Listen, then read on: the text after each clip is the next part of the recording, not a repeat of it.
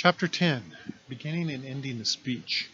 That means we're going to be looking at introductions, conclusions, transitions. We're going to be looking at the parts of the speech or the parts of the outline that are not the body of the outline, not the main points that you're going to be talking about. We'll look at that in the next chapter.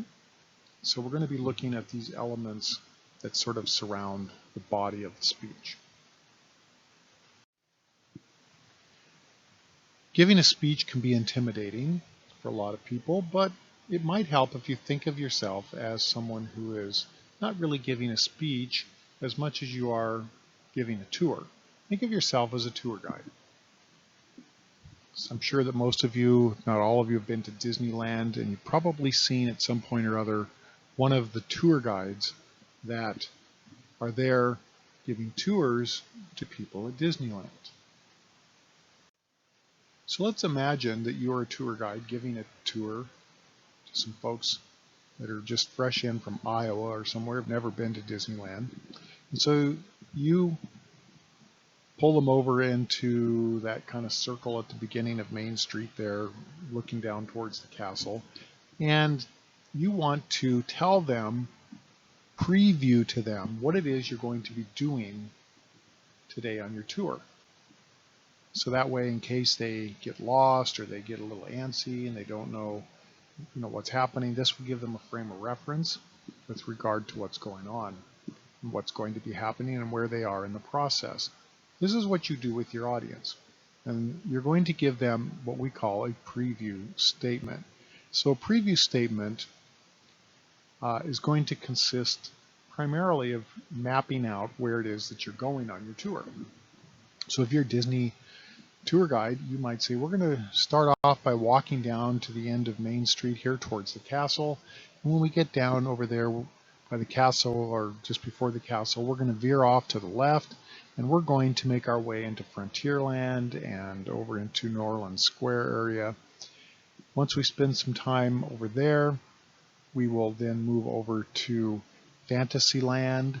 And once we have gone to Fantasyland, we will finish up our tour today by going over to Tomorrowland and then head back towards the main gate here where we are now. So let's go and enjoy our trip together. This helps your audience to know what you're doing, where you're going, what the steps are, where you are in the process, and if they get a little bit distracted somewhere along the line, they will still kind of have an idea of what's going on and where they are. And so this is what you do as a speaker, and then you just take them on the tour, which is your speech. So this is why we do what we call a preview statement. Now, in this introduction section, we have the thing called a preview statement, and that is one of the main things that you do there, is you're going to lay out the three main points of your speech. Remember, our speeches in our class will have three main points. And so, again, not 4 points, not 2 points, but three main points. And so you want to always think about what those are going to be. In the case of our tour guide, our three main points are what? They are Frontierland, they are Fantasyland, and they are Tomorrowland.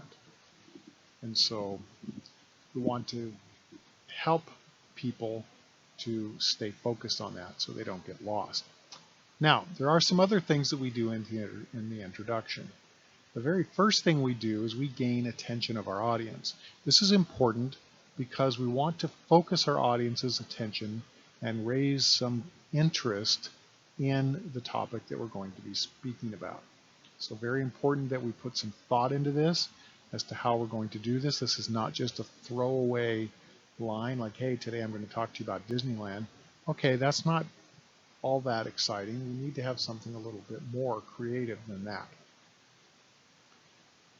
Another thing that we do in the introduction is we can influence the audience. We can influence them perhaps by giving them statistics or shocking them with some kind of story or whatever it might be that's going to kind of point their minds in a direction or lead them in a direction right from the outset. Another thing we want to do is clarify our thesis. We've talked last time about thesis. Remember, a thesis is the reason or our theory or our belief or core proposition about the topic. So if you're talking about Disneyland, again, your thesis is going to be why you're going to enjoy Disneyland or something like this. Disneyland's a great place to spend the day. That's your theory. Then explain to us why. Another thing you want to do is preview the topic. We can really think of this in two ways. One simple way is that you're going to tell us what your topic is. A lot of times people, when they start off their speech, they do not introduce their topic to the audience, and then as a result, we sometimes don't know what the actual topic is, and we're kind of left guessing what their topic is. So don't forget to do that. The other thing that this has to do is not really previewing the topic as much as previewing the main points, which is what we did when we talked about where we're going on our little tour to Disneyland, to Frontierland, to Fantasyland, and to Tomorrowland. That would be previewing the speech, or the topics of the speech, the points. Another thing you do in most speeches, especially speeches where you are not an expert on or something that is not about you personally, is you want to establish credibility. That means you want to tell the audience why it is that you are qualified to speak about this topic. So you want to give them some idea about maybe some of the research or some of the personal experiences that you've had that make you credible to speak about this. Now, if you're going to do a speech about Disneyland, you may want to do some research on Disneyland, because just to say I've been to Disneyland 5 times may not really be enough credibility to really talk about all aspects of Disneyland. So maybe you can do some research that will give you extra credit, or extra credibility. You could say I've been to Disneyland 5 times in my life, but I've also read some books about it and looked at some articles, and I've interviewed some of the cast members that work there. Therefore, I feel qualified to speak to you about this topic of Disneyland today. So that's how you establish credibility. So there are some introduction strategies that we can talk about. There's a whole list of them. Basically, is what you're doing in your introduction with regard to your attention getter is to gain the attention and interest of your audience. These are just some ideas of how you can do that. You can relate the topic to the audience. Maybe you want to say something like, how many of you have a favorite amusement park? How many of you have ever been to Disneyland? How many of you have been on Space Mountain or like those roller coasters over at Disneyland? Or how many of you ever worked at Disneyland or wanted to work at Disneyland? Those are ways that they might be able to relate to your topic. You want to state the importance of your topic, perhaps. It's not that you're going to do all of these, but you can pick one of these things to help gain the attention. So maybe you have a topic on immigration or something, and you want to talk about the importance of immigration to our society. Startle the audience. You can do that by telling some kind of statistical information that they might not be aware of, or maybe just shocking them, maybe with a loud voice or whatever. Arouse the audience's curiosity, ask questions and things like this that may get them thinking. Sometimes you can start off telling a story that would impact them in some way or influence them favorably towards your topic. Other ideas state statistics or claims by authorities in the field. Use anecdotes, little stories, personal experiences that you've had. Make an analogy. Ask rhetorical questions, not questions that you're expecting an answer from, but just things to plant seeds in their heads to make them start to think. Maybe you provide a quote that might capture their attention and still focus them on it. Maybe you begin with a humorous reference of some kind, make a joke, but it needs to tie into your topic. That's the main thing. You have to make sure that it ties into your topic. So I've heard some interesting attention getters in my day. Most attention getters that people use are not all that overwhelming, and they should be a lot more interesting than they are. So You want to really put some thought into this. But the thing is, it has to focus them on your topic. If your topic is Disneyland, you want to make sure that whatever it is going to focus on Disneyland. I had a student one time stand up and give this attention getter. Their attention getter was this: sex, sex, sex. Well, that got everybody's attention. But the problem was their speech was not about sex. It had nothing to do with sex. I don't remember what it was about, some kind of education issue or something. Not sex education, but just education in general. And so make sure that whatever you do here is something that ties them into the topic itself. So don't just come in and start juggling or something and then talk about classes that you're taking or something, unless you're juggling school and you can make some kind of a connection to it. All right, so in your introduction, you should do what? Well, clearly reveal the topic of your speech. You want to make sure and do that, as I mentioned, because a lot of people don't do that. And if you don't do that clearly at the beginning of your introduction section, then people will sometimes not know what you're talking about. And they're kind of left guessing. Another thing you want to do is establish credibility and goodwill. And so when we talk about credibility, that means, again, what is it that qualifies you to speak about a given topic? We have different kinds of credibility. We have what we call initial credibility. Initial credibility is the credibility that you bring into the speaking situation with you. This could be because you have certain titles. Maybe you have I don't know, you're a doctor or you're a general or something in the military, and that gives you a certain amount of credibility because you have, or you're an author of a book or something. So if you're known for something or you have credentials, then that can be what we call initial credibility. And that gives you instant credibility as a speaker. Me as a teacher, I have a certain amount of initial credibility because most students believe that teachers are qualified to talk about the topics that they're speaking about. It's not always the case, perhaps, and you may have had a few teachers where you wonder if they actually know anything about their topics. But this is initial credibility. Sometimes going along with initial credibility might just be their appearance. There are some people that look the part. When they walk in, they look sharp, they look like they have credibility. And there are other people that don't dress very well, and they may not look like they have credibility at all, look like they just rolled out of bed or just got off the beach, and therefore they don't have initial credibility. The other type of credibility we look at is called derived credibility. Derived credibility is the credibility that comes from what you have to say about your topic. So it's one thing to look the part, it's one thing to have some kind of credential or some kind of title or something that gives you initial credibility. But if you have initial credibility, you need to sustain that credibility with derived credibility. You need to be able to get your point across in a way where people understand from what you're speaking about that you really do know your topic. And if you don't look the part, well, then you definitely need to have derived credibility because people are going to start to judge you based on what it is you have to say and if it sounds like if you know anything about what you're talking about. I've had situations where I've looked at speakers and before they even start speaking, and I wonder what in the world do they know about this topic.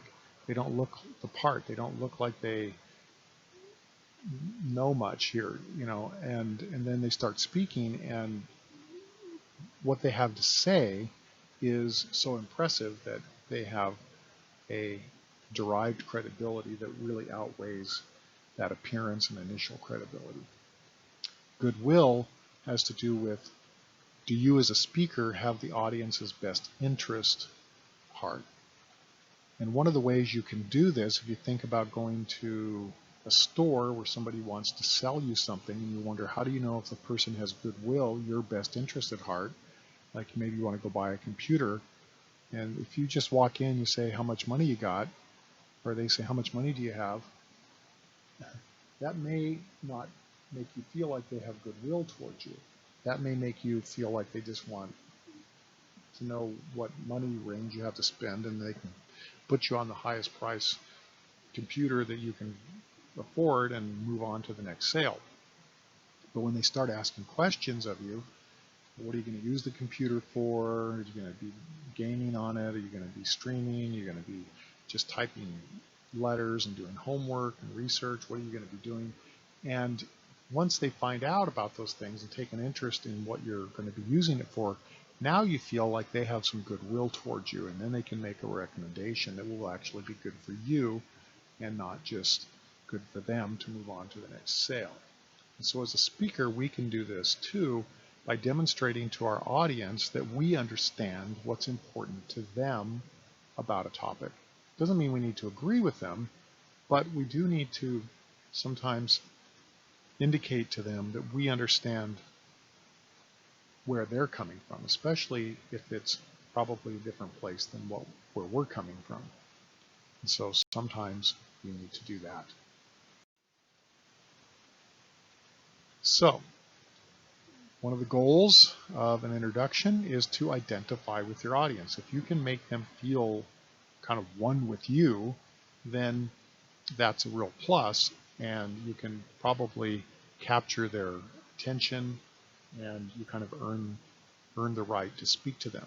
So sometimes you're doing that by looking at common experiences, especially common values and common goals. So if you're talking to a group of students, what kind of experiences are students likely to have together? What kind of values and goals do students share? And if you can relate some of that into your topic, then that's going to help you to make a connection with your audience and build rapport with them, which will make them want to listen to you more. So why is it that we must preview the body of the speech? The reason we preview the body of the speech is because not everybody in our audience is an amazing listener. Sometimes people tune out, they zone out, they get distracted while we're speaking, and they need to have that preview statement at the beginning of the speech and some help throughout the speech to help us negotiate and to figure out where we are in the speech. For some people, if they're not paying close attention, the speech may look or sound something like this little freeway system over here on the right side, which can be pretty confusing, and they're not really sure where they are. They're not sure if you made a little right turn off of one of these things, or you stayed straight on one, or which ramp you switched to. And therefore, it's important that we preview the body of the speech and then help them along the way with signposts and transitions and things that remind people of where we are. It's like the navigation system in some of your cars that are helping you to stay on track, and they will tell you to make a turn coming up in a mile or to move over to the right lane because they're going to be switching, and then they'll tell you in 500 feet make a right turn. And these are things that are important for us to keep in mind. When you prepare the introduction of your speech, I suggest that you first prepare the body. The body is important to prepare first. You do not want to try to prepare the introduction and all of those elements that go into the introduction of the speech first. You want to relate the introduction to the body of the speech and make sure that the introduction is a reflection of what you put in the body, because that is the main part of your speech. You want to keep that introduction brief. You want it to be, just 30, 40 seconds long, something like that. You don't want to have big long stories in your attention getter that can chew up a bunch of time. If there's any place that you want to plan on going word for word in a speech, it's going to be this part of it. We are going to be not memorizing our speeches, but we're not going to use note cards. We're not going to be reading manuscripts, and therefore we need to understand our topic clearly. But if there is something you want to memorize, and like I say, I don't want you to memorize necessarily, But if there is something to memorize, it might be the introduction of the speech, because it'll get you off to a good start, build some confidence as you start speaking, and once you get off to a good strong start, it's a lot easier to just continue at that point. Conclusion and ending the speech. Conclusions are probably one of the areas in the speech that many people tend to neglect. I think it is that they figure that the speech is over and they think they can just sort of remember or kind of improvise a way out of it without planning it, and therefore it becomes probably for about 80 to 90% of the people the weakest part of their whole entire speech. They do not make a good plan or a good way to get out of their speech. And so when you get to the end of your speech, you want to signal the end of the speech. And you signal the end of the speech by saying something like in conclusion. So make sure that you do that. And then summarize your main ideas. So in conclusion, today we've talked about Disneyland. We've talked about some of the various lands that you can visit in your fun trip to Disneyland, such as Frontierland and Fantasyland and Tomorrowland. And then you want to make an appeal to the audience in some cases, depending on the type of speech it is. And so why don't you just go ahead and dig into your wallets and go spend the day at Disneyland. I think you're going to have a great, wonderful time, and you'll cap it off with seeing those wonderful fireworks, and it'll all be worth it, because it is a magical place. This is something that you want to think about. Think about how you're going to finish your conclusion. So when you signal the end of the speech, you don't want to just jump into the end without saying anything, and you don't want to do it abruptly. Probably people, when it comes to the end of the speech, I would say 90% do not do a real awesome job getting out of their speeches, because they don't know how to end the speech. They don't spend much time thinking about what they're going to say there. I think they're just so relieved to finally be done with the speech that they just sort of move on quickly through it. So after you get done with your third main point, you don't do a transition necessarily into the conclusion, but you do use a phrase that kind of serves as a transition without being a formal transition, and you say something like in conclusion. So you might say, in conclusion, we've discussed 3 different lands that you can visit at Disneyland, which indicate and show what a great and fun place Disneyland can be to spend the day. Okay.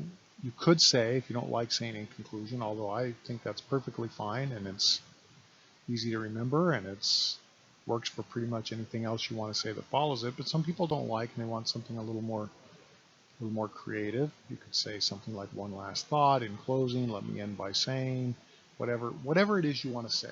But the main thing is that you come up with something that signals that you are now moving into this section of your speech that is the conclusion, and you're ending your speech here. You're wrapping it up. Now, many of you recognize this fellow over here to the right. His name is Popeye.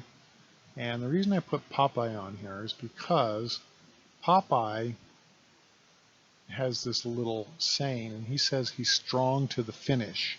Why? Because he eats his spinach. And so I want you to not worry about the spinach part, but I do want you to think about Popeye being strong to the finish. Popeye doesn't sit down and relax before he's done with his task, his fight, whatever it is that he's doing. You see he's got these big muscles and he gets the job done. It's like an athlete who is running a race in an Olympic race or something, and you see them get to the finish line. They never just sort of stop and take the last few steps walking. They always run all the way through the tape at the end of the race. They're strong to the finish. And so when you get to your conclusion, you want to think about Popeye, be strong to the finish. So you want to do things in your conclusion that are going to be powerful, well thought out, things that are going to leave a good impression with your audience. Because again, remember, we talked about recency and primacy effect. So the recency effect has to do with the thing that people hear last. So you want to leave them with a strong impression, a strong image if you can. So sometimes a quote can do that. If you can think of a quote that might tie your whole speech together from beginning to end, that would be great. Maybe you quote something, and this is kind of trite, but you've heard the quote or the saying, what doesn't kill you makes you stronger. Well, maybe you just gave a speech about how you just fought off a deadly disease, and it took you 2 or 3 years to do that, and now you end up and you've given a whole speech about that process, and at the end you say, even though we've heard it said before, it's true, what doesn't kill you makes you stronger. And then all of a sudden that makes sense because it ties the whole speech together. It's something memorable. Maybe you make a personal reference to something, challenge the audience in some way, offer up some sort of a vision that's going to be encouraging to people, refer back to the introduction. A lot of times people in their introduction or their attention getter might make some kind of statement of whatever, and then they refer back to it sometimes in the conclusion because it ties everything together. Make a dramatic statement. You can make some kind of a dramatic statement that will really capture people's attention. For example, you just got done talking about how you made a mistake in life and spent some time in jail or something, and you did some silly things and it took some of your life away while you spent some time incarcerated. And maybe you make a dramatic statement, something like, if you play with fire long enough, you'll get burned. Okay, that's kind of dramatic. But you could make it more dramatic if you wanted. You could say, if you play with fire long enough, you'll get burned. Pause, pause, pause. I did. Oh, wow, that's more dramatic. Want to make it even a little more dramatic? If you play with fire long enough, you'll get burned. I did. And then point at the audience and say, and so will you. And then people in the audience are thinking, oh my gosh, I've been playing with fire. I don't want to get burned. Maybe I need to change my ways. So say something that's going to leave an impression at the end of your speech. So, preparing your conclusion, what do? Basically, you develop, just like I said, the body first, then connect the conclusion at the end. Keep it brief, summarize your main ideas, make it memorable, be strong to the finish, don't give up and just kind of wilt away. A lot of people just kind of go, and thank you for listening to my speech today, it's been great. And that's it, that's not memorable. Maybe in some cases you need to call your audience to action, especially in a persuasive speech. And you may want to plan it word for word because some people just kind of have a hard time figuring out how to get out of their speech if they don't do that. And they don't make a strong conclusion. They just figure they can do it without much planning, and it doesn't always work. Okay, a little bit about transitions. Transitions connect different parts of the speech together. They're what hold things together. So a transition connects the introduction to the body. So after you get done giving your preview statement, which is the last thing you give in your introduction statement, the preview statement, you will say, so today these are my 3 main points. And the 3 main points are, we're going to first visit Frontierland, secondly we're going to go visit Fantasyland, and finally we're going to visit Tomorrowland.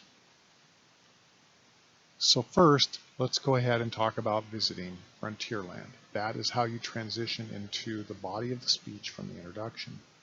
But then you also want to transition from between points, and I'm going to show you how to do that in just a minute. So you're going to transition between the main ideas in the body, and between the body and the conclusion. As I mentioned, you're really not going to do a formal transition, but you are going to say in conclusion or something of that nature, which will help people to know that's where you're at.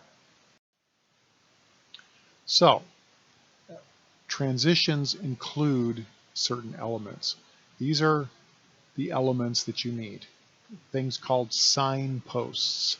What are signposts? Signposts are things like first, second, third, finally, now, then. These are signposts. They're little words that help people know where you are or where you've been or where you're going next in your speech. Previews are going to be when you preview what your next point is going to be by just stating the point. Next first we're going to talk about visiting Frontierland. That's a preview. A review is where you review what you said in your previous point, and now you point to what's coming with a preview into your next point. So to review, you may say, well, we just talked about visiting Frontierland in our first point. Now in our second point, we're going to talk about visiting Fantasyland. So you've done a review of where you've been, Frontierland, and a preview of where you're going to Fantasyland. Complete transitions are going to have reviews, previews, and signposts. And you want to make sure and do that. So, when you're doing your transitions, you want to identify your main points succinctly. That means shortly. You do not give long, drawn-out statements as transitions. It's just very brief. And I'll show you an example in a moment. You use parallel structure. That means try, if you can, to keep the wording similar in each one of your transitions. And use signposting. This is something that a lot of people don't do. So let me show you a couple of examples. Okay, here's a transition. The three main points of your speech are, let's say you're going to talk about the colors of the flag in your speech today. And those colors are going to be red, white, and blue. So in your preview statement at the end of your introduction, you say, so today we're going to be discussing the colors of the flag. First I'll discuss the color red, then we'll talk about the color white, and finally we'll talk about the color blue. Then you give your first transition, which goes between that preview statement and your first main point. So you're introducing your first main point with this transition. We'll call it transition 1, T1. And you say first, that is a signpost. You have to use that first, and then you tell what you're going to talk about. I would like to tell you about the color red. It's very simple. You don't say anything else. You don't give any information about the color red or anything else that you're talking about. You just say, I'm going to tell you about the color red. Then when you finish the first main point, you need to transition between the first point and the second point. So you have your second transition, T2, and that transition is going to sound something like this. First, I told you about the color red. Next, another signpost, I would like to discuss the color white.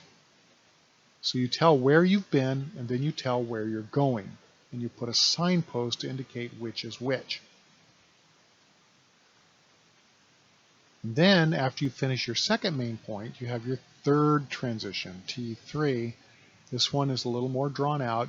You're going to review the first 2 points. So you say, first, we discussed the color red. Then we talked about the color white. Finally, I'd like to tell you about the color blue. Do you see how that works? Signpost, tell us what you're going to talk about. Signpost, tell us what you talked about, and then tell us what you're going to talk about. Signpost, tell us what you talked about, tell us what you talked about next, and then tell us what you're going to talk about. But you see, each one of these is very similar. I'm going to tell you about the color red. I'm going to tell you about the color white. I'm going to tell you about the color blue. You don't have to come up with creative, different kinds of ideas for each one of these topics. Just keep it simple. So in doing that, you are keeping your points succinct, you're keeping them parallel, and you're using signposts. And I know some of you are thinking, I do not like signposts. I get it. You don't talk that way normally. But this is not for your benefit. This is for the benefit of your audience. Remember, you are a tour guide, and your job is to get your audience from the beginning of your speech to the end of your speech without losing them. And so, if at the beginning of the speech you tell them where you're going to be going in the speech at the beginning, and then every time you go somewhere and you take another little turn, like a little navigation system, you tell them where you're going, then you tell them where you've been, and then you tell them where you're going, and then you tell them where you've been, and then where you've been, and then where you're going. And then when you get to your conclusion, you say, in conclusion, we've discussed, and you tell about the 3 different things you've talked about, summarize those up. Now they've heard each of your main points several times, 4, 5, or 6 times, depending on which main point it is, at least, because you're also going to restate your main point, in the body where you, for a main point. So if you say first I'm going to tell you about the color red, then your main point is going to be, so the color red is blah, blah, blah, blah, blah, and symbolizes such and such. So now you've restated it again. And so they're going to hear this main point red here. They're going to hear the red point here in your transition. They're going to hear it red in the actual main point. They're going to hear it again when you review it in this second transition. They're going to hear it again when you review it in your third transition, and they're going to hear red again when you review it in your conclusion. So they will hear it about 6 times. There's a really good chance they may remember what your 3 main points are if you tell them 4, 5, or 6 times throughout the duration of your speech what it is.